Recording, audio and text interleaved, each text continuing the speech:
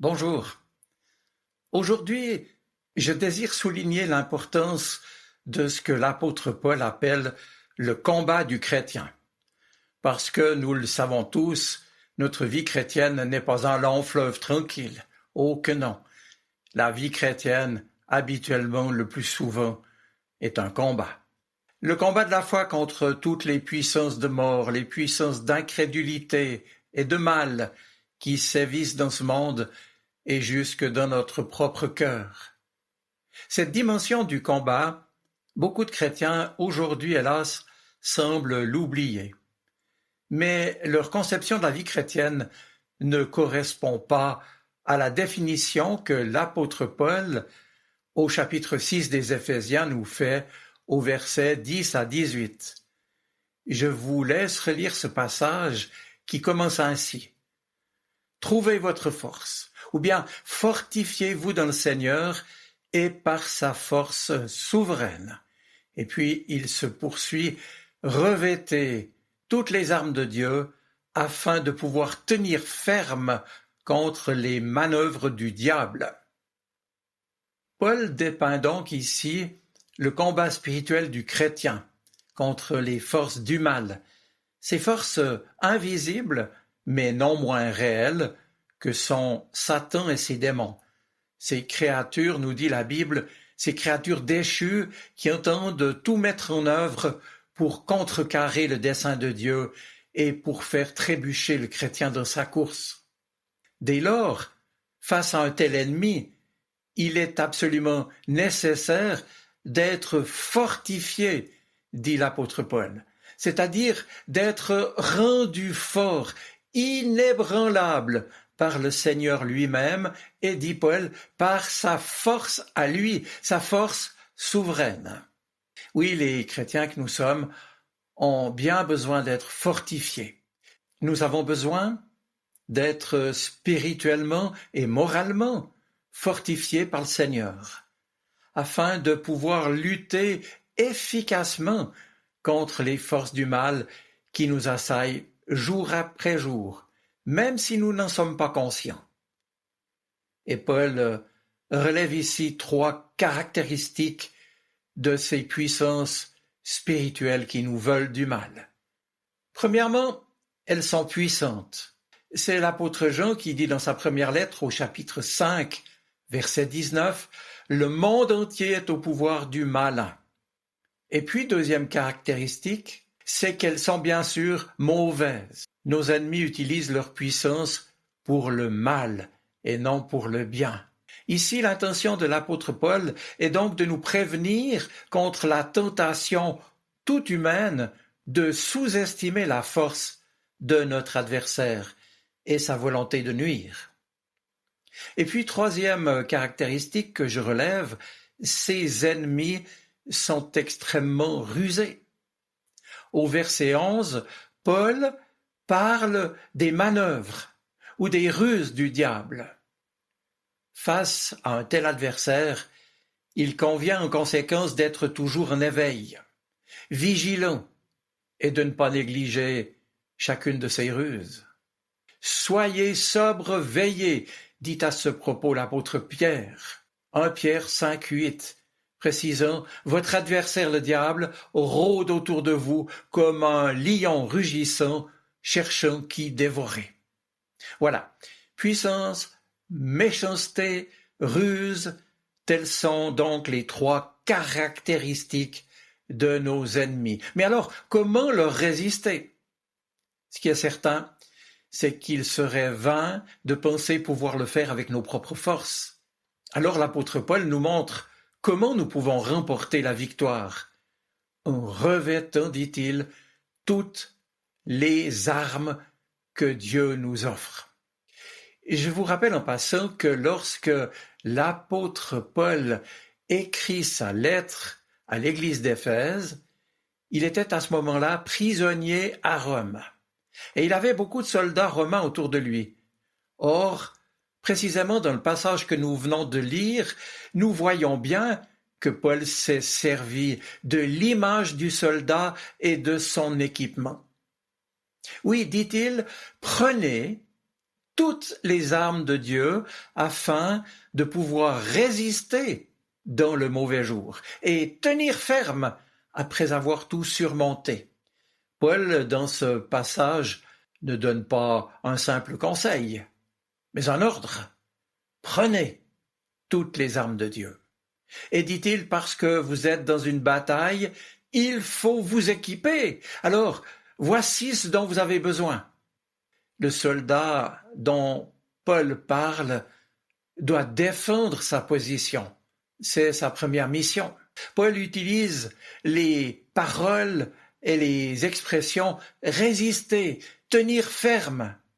Oui, un chrétien se doit d'être prêt parce qu'il est sur une ligne de front.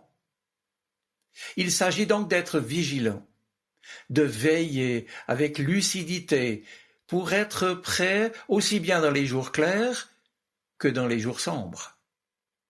Paul nous dit ainsi que chaque chrétien peut surmonter l'ennemi dans les petits combats de la vie. Il nous dit aussi que chaque chrétien peut résister jusqu'à la fin, après, dit-il, avoir tout surmonté. Mais comment tenir ferme? Et quelles sont ces armes de Dieu? Comment les manier?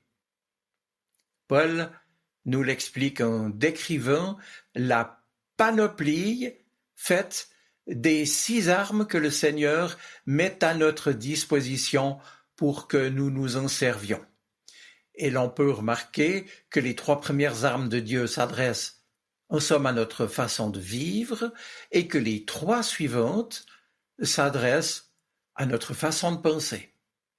Il est ainsi question, premièrement, de la vérité. Ayez à vos reins la vérité pour ceinture. Un militaire romain se servait de sa ceinture pour retenir l'ensemble de ses affaires. Et sans ceinture, le soldat aurait été mal équipé, il lui aurait été impossible, par exemple, de courir ou de se battre contre l'ennemi. Si nous ne vivons pas selon la vérité, nous nous trouvons, nous aussi, mal équipés, et la vie, notre vie, tombe en morceaux. Ici, bien entendu, Paul fait référence à la vérité de Dieu, parce que la vérité est une façon de vivre. Nous vivons la vérité. C'est la vérité de l'Évangile à laquelle nous nous accrochons, et c'est la vérité de nos actes dont il est question ici. C'est la vérité de l'Évangile du Dieu de Jésus-Christ qui nous a libérés du péché et de la mort, et qui nous invite à en vivre en conséquence. La vérité est donc le fondement de la vie chrétienne, et l'Esprit Saint qui habite en nous est appelé d'ailleurs l'Esprit de vérité par l'apôtre Jean. Le désir de vivre en vérité sera dès lors notre ceinture qui tiendra toutes les autres choses ensemble. Et puis deuxièmement, la justice. Revêtez, dit Paul, la cuirasse de la justice. On le sait, bien sûr, la cuirasse couvrait le cœur et les organes internes de tous les soldats. Dans le sermon sur la montagne, parlant du cœur, Jésus a dit que ce que nous disons et ce que nous faisons vient de ce qui est dans notre cœur. Alors, il faut protéger notre cœur. Et comme le dit la béatitude, heureux ceux qui sont purs en leur cœur, c'est-à-dire qui sont tout entiers au Christ, tout entiers pour le Christ. Si nos actes dépendent ainsi de l'état de notre cœur, on peut dire aussi que l'état de notre cœur dépend de nos actes. Et quand Paul parle de la cuirasse de la justice, il nous dit que des actes nous gardent du mal. Oui, gardons notre cœur pur en faisant ce qui est juste. Et j'en arrive au troisième élément de la panoplie du chrétien, la paix. Mettez, dit Paul, pour chaussure à vos pieds, le zèle que donne l'évangile de paix. Un militaire qui veut se tenir debout a besoin d'une bonne paire de chaussures. Et en Suisse, l'armée y équipe ses soldats de chaussures qui peuvent d'ailleurs aussi servir dans la vie civile, et ces gros souliers sont même particulièrement appréciés de tous ceux qui, comme dans les jeunesses villageoises, luttent au tir à la corde. Avec ces chaussures-là, on peut tenir, s'accrocher, résister. Un chrétien, soldat de Jésus-Christ, reçoit les chaussures du zèle que donne l'évangile de paix.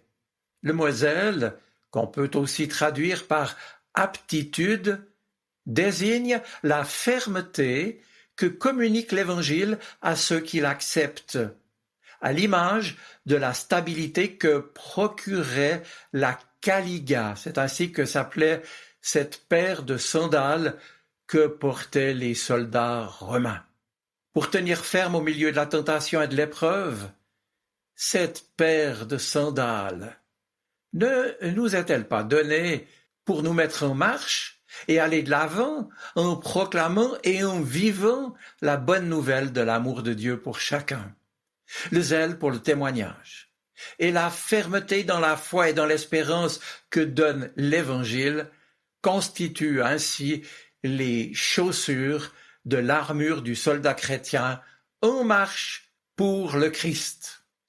Voilà donc ces trois premières armes que le Seigneur nous fournit et, je l'ai dit, qui s'appliquent à notre façon de vivre.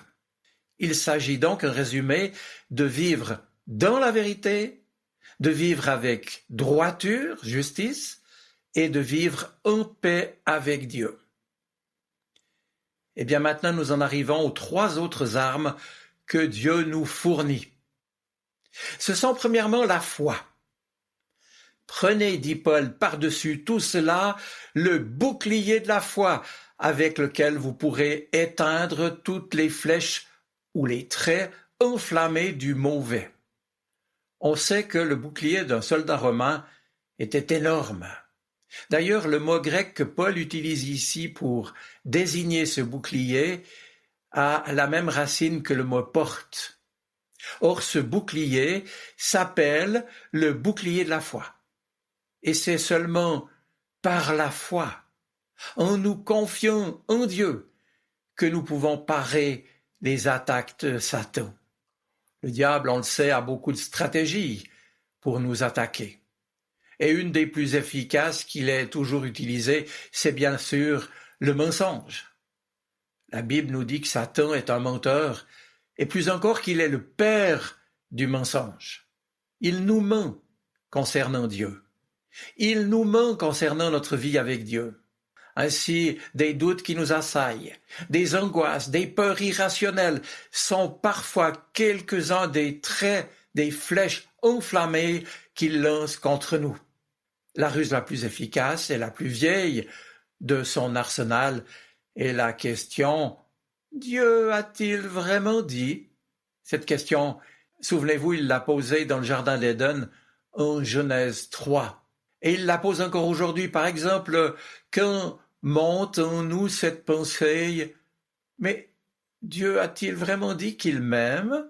Dieu a-t-il réellement dit que je peux lui faire confiance? Dieu prend-il vraiment soin de moi? » Oui, Dieu l'a dit. Et il le dit dans sa parole, et nous pouvons y croire quand nous nous rappelons ce qu'il nous dit dans la Bible, et que nous nous accrochons résolument à cela, alors nous nous abritons derrière le bouclier de la foi. Et c'est par la foi que nous nous accrochons aux promesses de Dieu. Et puis, deuxième élément maintenant, nos convictions nées de la foi.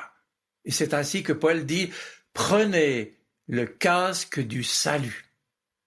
Le casque, c'est bien sûr le salut qui nous est offert par Dieu. Il nous rappelle le pardon du péché, le fait que nous avons été déclarés justes devant Dieu et le fait que chaque jour, nous pouvons devenir de plus en plus comme Jésus quand nous le laissons de plus en plus habiter et traverser nos vies par son esprit, quand nous le laissons de plus en plus diriger notre vie. Le casque d'un soldat, bien sûr, protège sa tête, Le casque du soldat romain était d'ailleurs très solide, généralement en bronze ou en fer, parce qu'il était essentiel pour assurer la sécurité du combattant. En fait, le salut que Dieu nous a acquis en Jésus-Christ constitue notre seule défense efficace contre l'ennemi de nos âmes. Dès lors, le chrétien peut relever la tête en tout temps parce qu'il porte déjà le casque du salut, en attendant de porter un jour la couronne de gloire promise à ceux qui croient.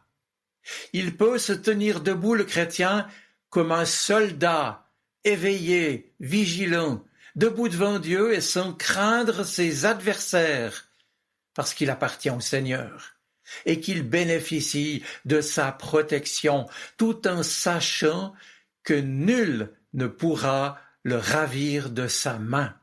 Oui, nous chrétiens, laissons la vérité du salut couvrir nos pensées comme un casque protecteur.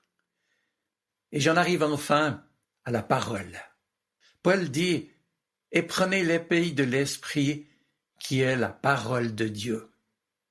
Oui, voici la dernière arme que Dieu met à notre disposition pour tenir bon et gagner avec lui les combats de nos vies chrétiennes. Peut-être pensez-vous qu'une épée est une arme offensive. Eh bien non, pas ici, puisque l'épée que Paul envisageait en l'occurrence devait être l'épée courte d'un soldat romain, un glaive qui s'utilisait au combat rapproché. C'était surtout donc une arme défensive, parce que pour l'attaque, le soldat aurait utilisé de préférence sa lance, qui elle était redoutable pour percer les défenses ennemies. Ici, Paul veut nous rappeler que nous pouvons nous servir de la parole de Dieu pour notre propre protection. Quand la parole de Dieu entre dans notre cœur et dans nos pensées, nous devenons forts et prêts à tenir ferme, d'où la nécessité de nous nourrir de cette parole. Oui, revêtons-nous de toutes les armes que Dieu nous fournit. Tenons ferme, soyons prêts à tenir ferme, soyons vigilants, apprenons à résister avec l'aide du Seigneur.